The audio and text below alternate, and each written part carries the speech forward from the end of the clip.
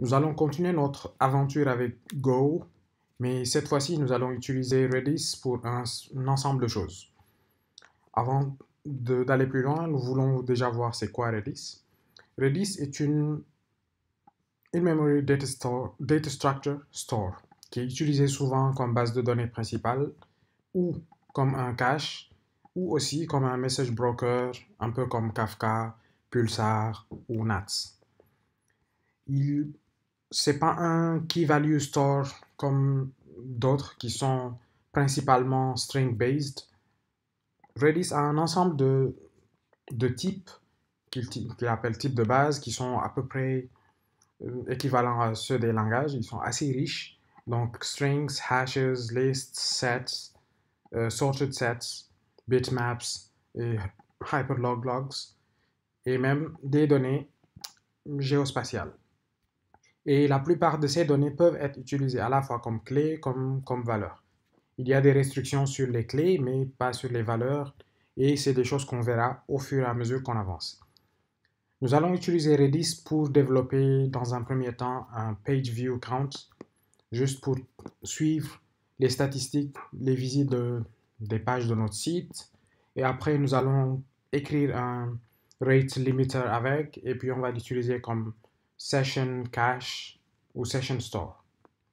Donc, avant d'aller plus loin, Redis a un ensemble de structures, un ensemble de commandes qui vont avec ces structures, à peu près plus de 160.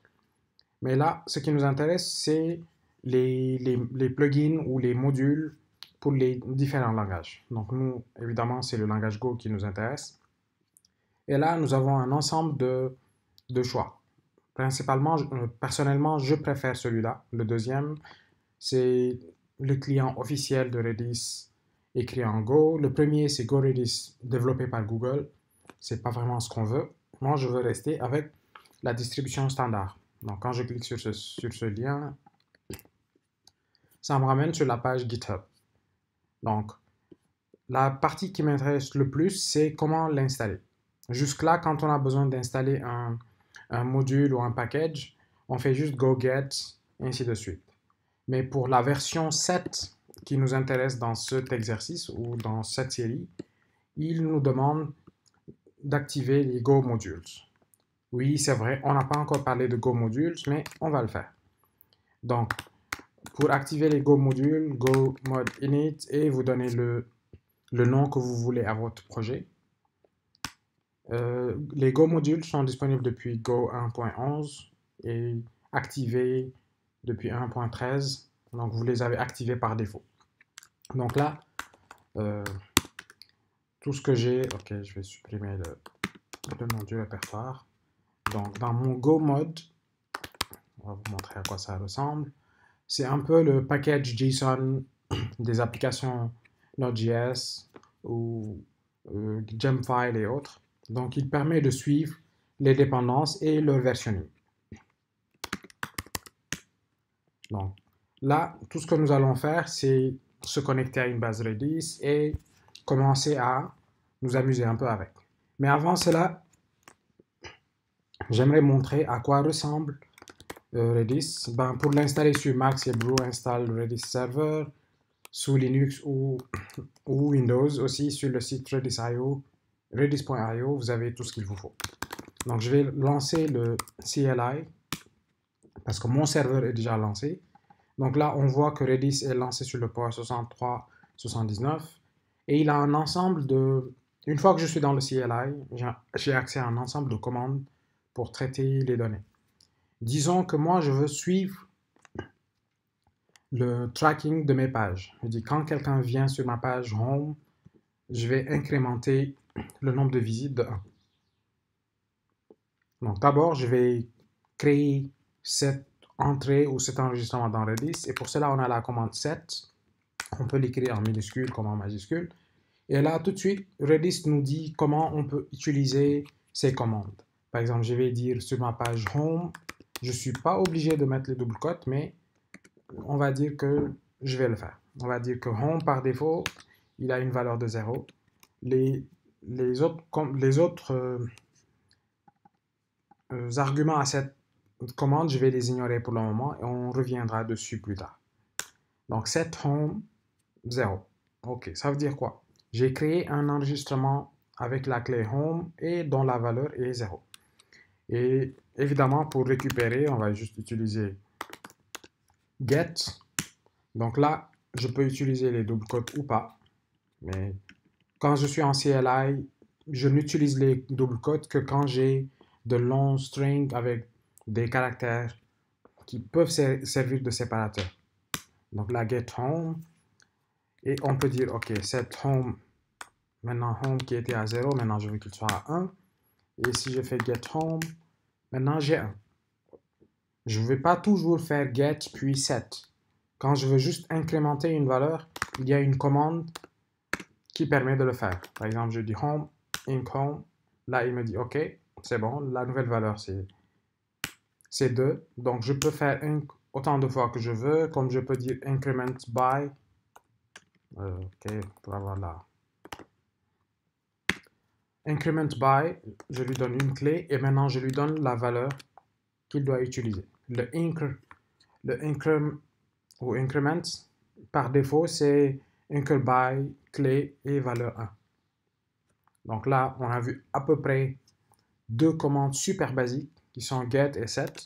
Donc nous allons faire exactement la même chose, mais depuis notre programme Go. Donc la première des choses maintenant, c'est se connecter à Redis. Donc pour cela, je vais juste dire Redis, new client, et lui, il va me demander les infos de connexion. Où se trouve mon serveur, ainsi de suite. Et pour cela, je vais utiliser Redis Options, je ne sais même plus. Je save juste pour avoir l'autocomplete, pour importer le package et comme ça je pourrai profiter de l'IntelliSense. Ok, moi je veux la version 7. Et 7. Donc là, ok. Missing argument to conversion, ok. J'ai besoin de lui donner des arguments et ces arguments sont les suivants. Donc le premier c'est l'adresse de mon serveur. Ben, moi je vais utiliser juste localhost 6379 password, j'en ai pas pour le moment, db 0. Password je pense que c'est P majuscule, db maybe. Ok, virgule à la fin. Et là il va se plaindre parce que j'ai pas utilisé le client. Ou bien j'ai, qu'est-ce que j'ai en plus?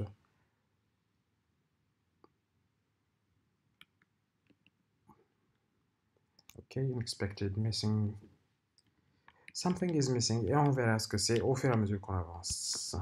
Donc là, je vais juste faire fmt printline juste pour utiliser le client parce que pour le moment je ne l'ai pas encore utilisé et je risque de ne pas. Ok, moi j'ai de toute façon pas de. Je n'ai pas de. J'ai pas setup le mot de passe j'ai pas setup de sécurité pour accéder à Redis. Ah, j'oublie que j'avais. Ah, souvent je mélange les langages de programmation et ici pour définir une struct, I don't need anything else. J'ai pas besoin de parenthèses parce que c'est pas un constructeur comme d'autres langages. Ok, là il va demander ça. Ok, donc moi l'erreur c'est que j'avais mis une parenthèse avant la collab. Ici je vais dire password, I have no password et db 0. 0 c'est la base de données par défaut. Ok, maintenant on va juste essayer d'exécuter notre programme pour voir est-ce qu'on a pu se connecter à Redis ou pas. Run main. Ok, là je suis connecté. Il y a d'autres façons de vérifier si la connexion s'est bien passée, mais pour le moment on va se contenter de ça. Et on va dire maintenant client.set. Et comme on sait set prend key value, on va dire slash accueil cette fois-ci. Et je vais dire que c'est 0. Cette commande, elle va retourner quelque chose qu'on appelle un result. Le result dépend souvent du type de commande. Parce que ici, le result est de type int command. On verra ce que ça veut dire au fur et à mesure qu'on avance. Mais là, dès que j'enregistre, il va me dire que, OK, le set, je lui ai donné deux choses. OK, je ne lui ai pas donné de duration. Et ça, c'est pas un problème. Pam, pam, pam, pam, pam. Time dot second. OK, je vais dire second. OK, maintenant je vais dire client.get accueil. Et ici aussi, c'est pareil, il nous retourne un result. Sauf que le result ici, on a besoin de le mettre quelque part pour voir si tout se passe bien. Je vais dire OK. Res error. Est-ce qu'il y a eu une erreur ou pas? Nil. FM. Ah, je vais juste dire panique parce que ça s'écrit plus vite. Et ici, oh, putz, c'est dur. fmt.println res.